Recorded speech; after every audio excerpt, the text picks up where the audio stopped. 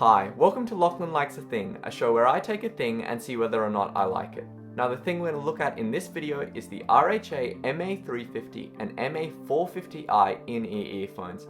Now first I want to start off by saying thanks to RHA for sending me these review units. I hadn't actually heard of RHA before I got sent these earphones, but they're a company, a relatively newcomer to the market. They make earphones and headphones and they're based out of Glasgow in the UK. In this video, we're going to be looking at the MA350 and the MA450i, which is the MA350 with an iPhone remote and a selection of special silicone tips.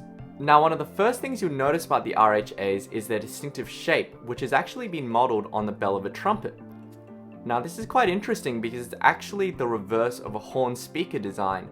RHA calls it aerophonic design, and they say it helps maintain the smooth flow of air throughout the earphone. Now, I'll get into how this makes the RHA sound in a second, but I should say in terms of comfort, the narrow nozzle fits really well in the ear canal, while the slope shape helps it really sit well in the outer ear. So the horn design is a little unusual, but I can say that it's very comfortable and sits quite nicely in the ear. The other thing about the RHAs is that they're actually machined out of aluminium, which is a little unusual for earphones at their price point. It gives everything a nice, solid and durable feel, so that's a really nice bonus of the RHAs. These are the RHA 450i's, and you can see that unlike the 350s with their brushed aluminium finish, the 450s have a chrome shiny finish on the metal. The other thing about the 450s is that instead of a limited selection of black silicone tips that you get with the 350s, you get quite a wide variety of silicone tips with the 450s. And all the tips on the 450 are this kind of hybrid design, which has a stiff inner rubber tube here and soft silicone on the outside, so a bit like the Sony hybrids. And just like Sony hybrid tips, they make the sound a little bassier. Both earphones come with a fabric braided cable, which unfortunately I found tangled quite easily and transmitted a lot of noise up to the earphone. Luckily, the RHAs are designed in such a way that you can wear them over the ear and eliminate a lot of the cable noise. Now, the RHAs are a sealed design, which means you get quite a lot of isolation from outside noise. Now, two things to note before we move on to the sound of the RHAs. One thing is that with the RHAs, I got quite a lot of driver flex. And what driver flex is it's the sound of the driver diaphragm crinkling from the air pressure change when you insert it in and out of your ear.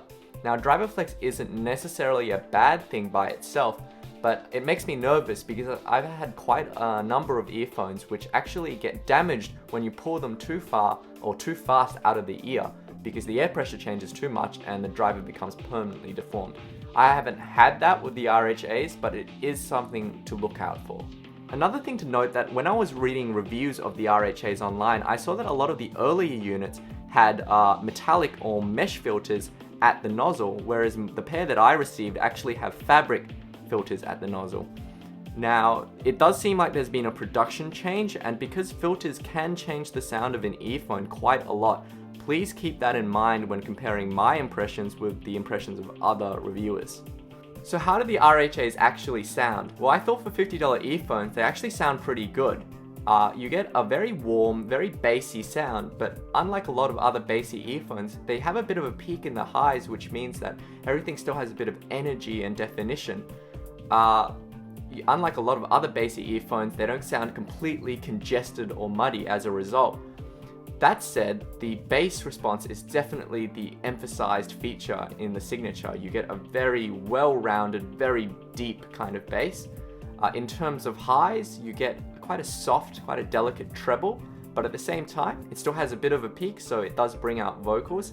They have a somewhat intimate soundstage, but the instrument placement and definition within that soundstage is pretty good. Now, the RHAs still don't sound as clean as a earphone like the JVC FXD80s, which is another bassy earphone at around the same price point that I'm hoping to have a review up of soon.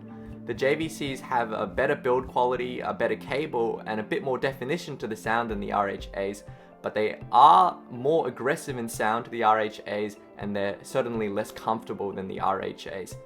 The JVC FXD80s are also quite hard to get in retail unless you use shipping forwarding services from Japan, whereas the RHAs are possible to get in retail in Apple stores and other stores around the world, and they come with a 3-year warranty, which is actually a big plus in my book.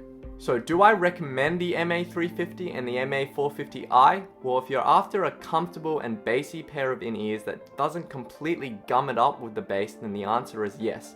I like the RHAs. I think they're a good everyday option for anyone who wants a bit more bass to their sound. Now, again, I want to thank RHA for sending me these review units, and thanks to everyone who's liked my other videos and subscribed to my channel. I tweet at LocLikesAthing if you want to talk about gear, and happy listening.